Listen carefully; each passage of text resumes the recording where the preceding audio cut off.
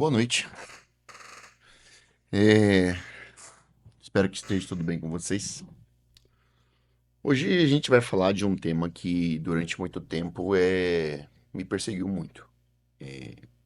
Até mesmo porque eu tinha dúvidas, né? E normalmente esses temas ele vem à tona, vem na mente, principalmente quando a gente passa por problemas difíceis, dificuldades. E, e se você não foi pego por esse sentimento, por esses questionamentos, na verdade, em algum momento você pode ser abordado por eles, assim como eu fui. É, tudo começou ali quando minha esposa pegou Covid, né? E ali em 2021, em junho, e ali começou a nossa saga. Ela passou alguns meses internada, foram 32 dias de coma e uma luta pela vida. E nessa luta ela, enfim, ela lutando lá fora e nós lutando aqui dentro. Foram 62 dias de internação hospitalar e foram 62 dias também de clamor, de intercessão na frente do hospital. A nossa mente, nossas emoções, desenvolver síndrome de pânico e muitas outras coisas. Foi. Desde então a nossa vida é, a gente passou por vários processos de caminhada, por etapas, e agora a gente está hoje em uma outra etapa. Vencemos todas as etapas anteriores, processo, né, de, de reconstrução. Mas o que nesses dias a gente passa e o que acontece, né, que são as perguntas que vêm, né, ah, tudo isso é porque a gente depara diante de problemas aparentemente insuperáveis, situações que a gente não tem controle, desafios que a gente ainda não enfrentou e dilemas. A pergunta é por que a gente, sendo, né, pessoas, entre aspas, boas, nós estamos sofrendo, né? Perguntas que o que eu fiz, o que está acontecendo, são inevitáveis de fazer perguntas como está Deus? E normalmente a gente vai fazer essas perguntas e surge a dúvida: será que eu estou lamentando? Quando eu estou lamentando, quando eu estou murmurando, reclamando da situação, reclamando da vida, qual é essa diferença? E para isso a gente, eu tive que mergulhar nas escrituras, tive que mergulhar em livros, para que eu conseguisse capturar e entender realmente a essência dessa linha muito fina que existe entre a lamentação e a murmuração.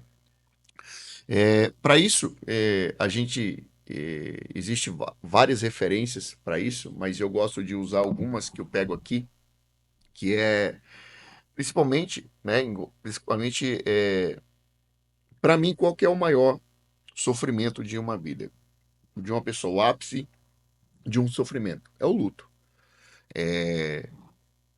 Às vezes, você pode passar dificuldades financeiras, você pode passar por frustrações dos seus planos, você pode até descobrir uma doença, que também é algo, mas que o maior sofrimento ali que se depara é o luto, é o ápice do sofrimento.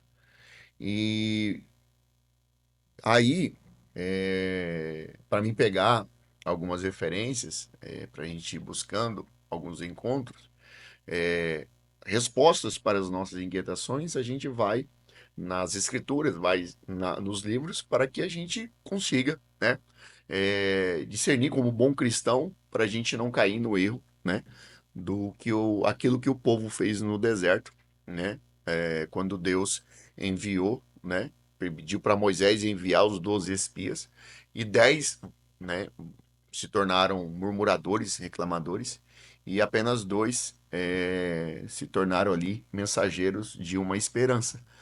E, então, o que a gente faz? Então, eu encontrei esse livro, né? tá aqui, C.S. Lewis, né? A Anatomia da Dor. Esse livro aqui é tremendo. Sabe aquelas histórias de romance que é digna de Oscar e digna de Hollywood? É, eu nem sei porque não fizeram um filme sobre a história, né, romântica de C.S. Lewis. É uma história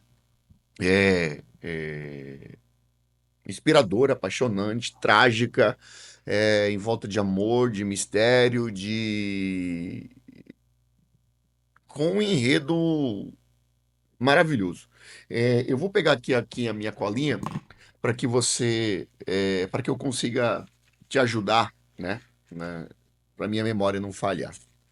É, C.S. Lewis até então solteiro, né? Já que por volta dos seus 50 anos, ele conhece uma mulher chamada Joy Davidman. Joy conhecia Lewis pelos seus escritos já. Ela também era escritora. Só que ela era casada e com um homem. é, Só que o casamento deles era muito conturbado. E eles começaram a passar por dificuldade financeira. E então ele também era viciado. Até então seu esposo era viciado em álcool. E isso dificultou muitas coisas. Então eles tomaram a decisão de divorciar. Joy tem dois filhos, né? E ali eles trocavam cartas já, entre Lewis e Joy já trocavam cartas, né, literárias para trocar informações. Então, um dia, lá por volta de 1953, ela toma a decisão de ir morar na Inglaterra juntamente com seus dois filhos. E ali, né, na Inglaterra, ela começa, o marido, né, não não envia mais as pensões dos dois filhos, e ela começa a passar por dificuldade financeira. E ali, nessa dificuldade financeira, Lewis vai se compadecer dela e vai alugar uma casa para ela e vai custear tanto a casa quanto o aluguel, quanto a própria escola dos filhos. E aí a história vai ficando mais trágica ainda, né? Por volta de 1956, os vistos de Joy e dos seus dois filhos está vencendo e ela não quer voltar para os Estados Unidos e ela corria o risco de ser deportada.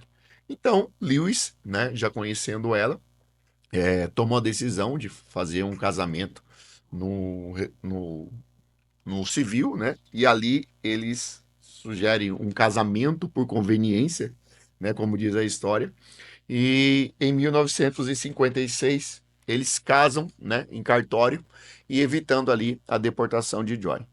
Mas em 1957, essa história, né, Joy tem um acidente doméstico e ela precisa ir para o hospital. E essa história, que aparentemente era apenas um arranjo para ajudar, em 1957, Joy, ao ir para o hospital, descobre, né, a doença, a tão temível doença, um câncer. E ali, ao mesmo tempo, aquilo que C.S. Lewis vai chamar de beleza e tristeza ao mesmo tempo. Naquele dia, ele descobre a beleza e ele descobre a tristeza. Por quê? Porque ele descobre a beleza porque ele descobre que ama Joy. E ao mesmo tempo, né, ele vai ser inundado de uma tristeza que, ao passo que ele descobre que está amando, ele descobre também que a sua amada está com os dias contados devido à doença. E então, ali mesmo no hospital, ele vai fazer um casamento religioso, os dois vão casar no religioso, isso em 1957, ok? Ele vai fazer um casamento religioso ali no hospital. E depois desse casamento, Joy tem uma melhora, né, substancial, e dá para eles uma oportunidade de ter uma lua de mel. E então eles vão passar um tempo, né, na Irlanda, no país de Gales também, desfrutando de uma lua de mel e ao mesmo tempo de uma despedida. E depois dessa lua de mel, despedida em 1960, na sua casa, no leito, na sua cama, Joy vai passar seus últimos dias, aonde ela vai dizer que uma das melhores coisas da vida que Deus lhe proporcionou foi justamente ter conhecido Lewis. E ali, então, Lewis vai ficar durante mais ou menos um ano, esse período de luto, sem escrever, e ele vai, depois em 1961, vai começar, ele lança o seu livro Anatomia de uma Dor, aonde ele traz, né, os escritos do seu diário.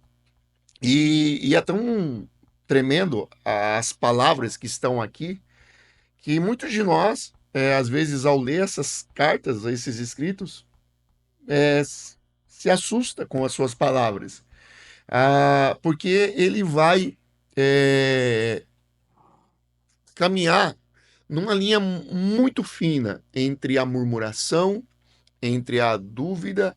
Por quê? Nesse livro, né, no seu diário, ele vai descortinar a sua alma. Ele vai abrir o seu coração para Deus. Ele vai falar, ele vai falar das suas dúvidas, ele vai falar dos seus temores, ele vai falar das suas esperanças, ele vai falar das suas lágrimas. É um misto de sofrimento intenso entre a fé em Deus e uma pergunta: onde está Deus no meu sofrimento? E aí então, até que ele vai dizer, né, no seu livro, que Deus, né? Deixa eu ver se eu acho aqui que eu destaquei. Eu espero ter destacado aqui e achar. Ele vai dizer assim: Deus. Opa, deixa eu achar aqui. Ele vai perguntar aqui: nesse meio tempo, onde está Deus? É um dos sintomas mais inquietantes.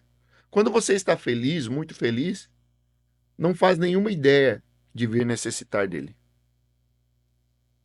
Mas volte-se para ele quando estiver em grande necessidade. Quando toda outra forma de amparo foi inútil, o que você encontrará? Aí ele responde, né, acerca de Deus, dizendo: uma porta fechada na sua cara, ao som do ferrolho sendo passado 2 vezes do lado de dentro. Depois disso, o silêncio. Ele vai dizer justamente isso se referindo a Deus. Isso é uma lamentação ou isso é um murmúrio? O que Lewis faz ao expressar toda a sua alma, ao abrir o seu coração em buscas de respostas para suas inquietações, justamente quando ele está sofrendo? No momento mais difícil, desafiador, né, da sua fé. E o que faz o livro de Lewis, Anatomia da Dor, ser conhecido como um livro de lamento, assim como os escritos, né, do profeta Jeremias sobre a destruição de Jerusalém? E por que não faz dele um amontoado de verborragia, né, de palavras lançadas ao vento, maldizendo o ser de Deus? É justamente porque no final, ah, aí é que se dá a distinção básica, principal, na verdade, entre a diferença entre lamentação e murmúrio. Por quê? A murmuração é um reclamar contra Deus. É uma atitude de desistência da confiança do Senhor. Como, por exemplo, o povo, né, lá no Egito, que disse: era melhor ter voltado do Egito, era melhor ter desistido. E quem vai falar muito bem sobre isso é aqui, né, o Jonas Madureira, no Inteligência Humilhada. Deixa eu ver se eu. Deixa eu encontrar aqui. Deveria ter deixado marcado, né? Mas eu não deixei marcado. Então eu vou procurar aqui para que você possa. Para que eu possa compartilhar com você. Está destacado aqui. Aqui. Achei. O que ele vai dizer? O que é a murmuração? Ele diz que a murmuração é uma oração vil, sempre presente na boca do incrédulo, de um descrente. Ou seja, a murmuração é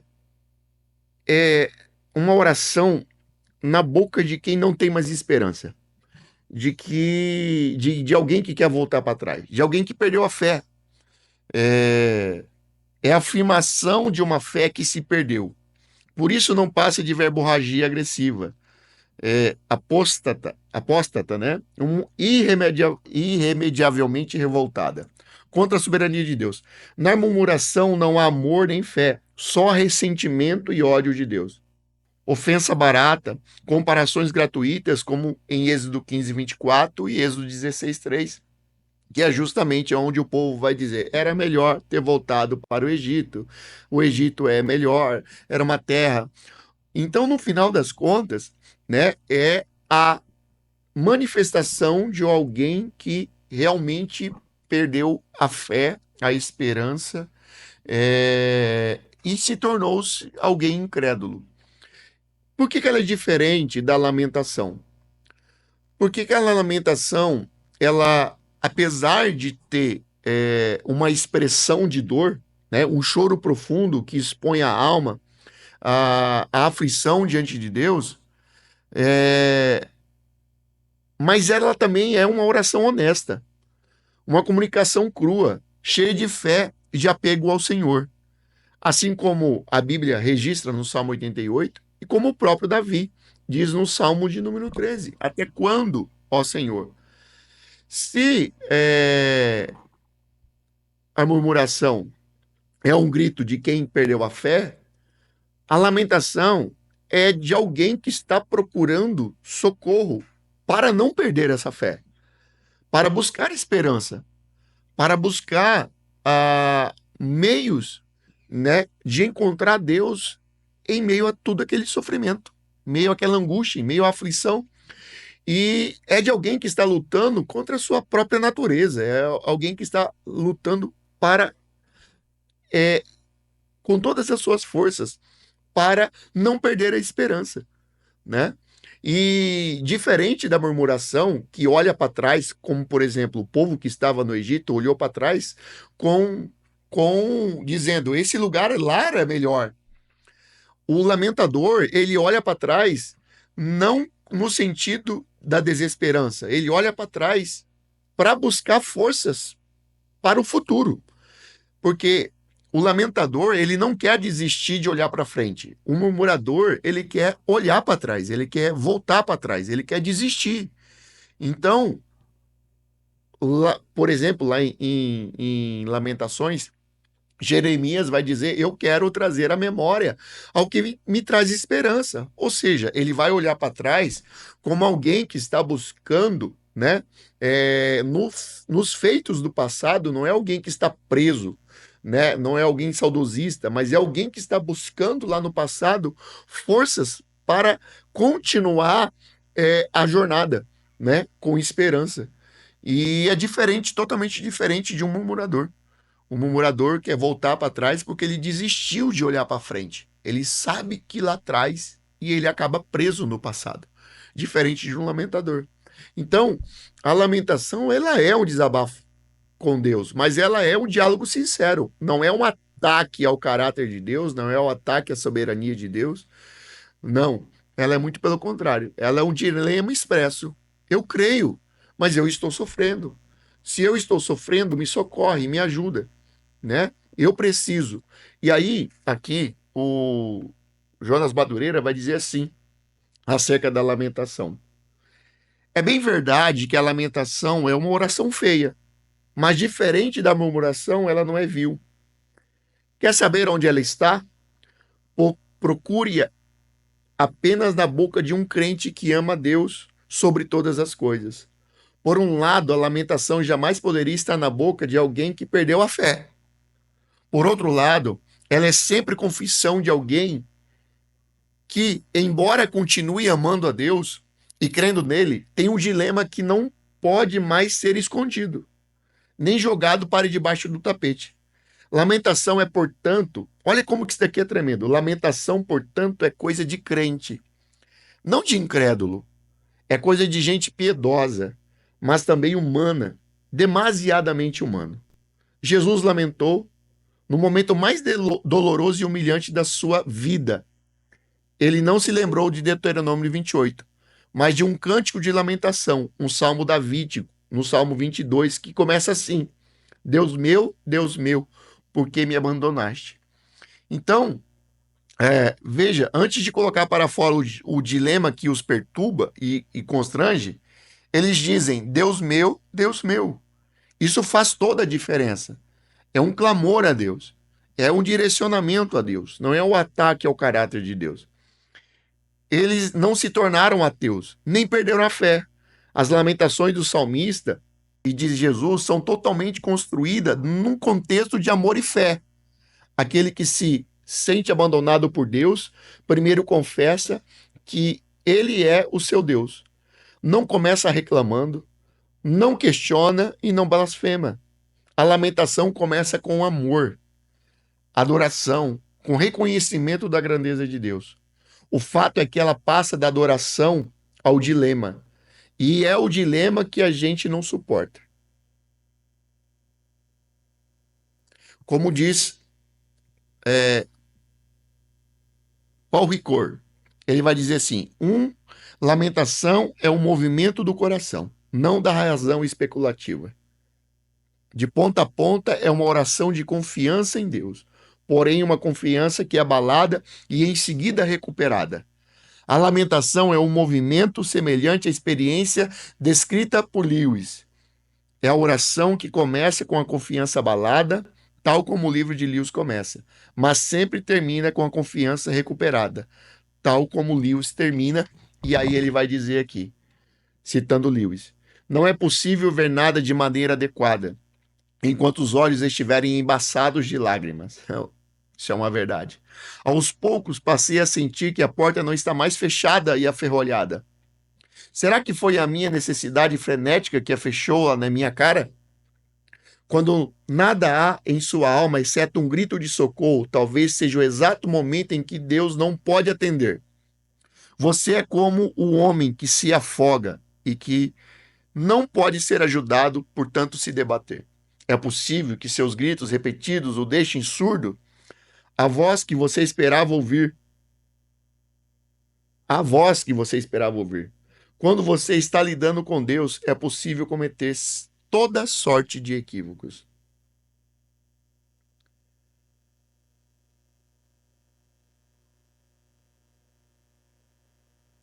Não é a provisão divina que deve proceder à paz no coração, mas o contrário. A paz deve proceder à provisão.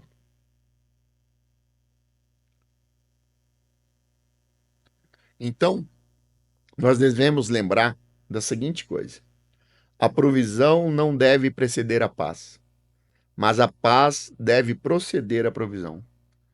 Por isso que toda vez que a gente estiver diante de alguém que encontrou a paz antes da provisão, por certo estará diante de alguém que teve um poderoso encontro com Deus, logo a esperança. Deus não nos deu a lamentação apenas para encontrarmos a esperança, mas também para nos livrar da incredulidade e do cinismo. Então aqui fica claro a distinção entre lamentação e murmuração. Que as nossas orações elas possam ser revestidas de sinceridade e um reconhecimento, principalmente, que ela venha trazer uma esperança no nosso coração. E diante de tudo isso, escolha lamentar e não murmurar. Se esse vídeo falou com você, comenta aqui, para eu saber que você está aqui seguindo e que você quer outros conteúdos sobre esse. Valeu, fique com Deus. Um abraço.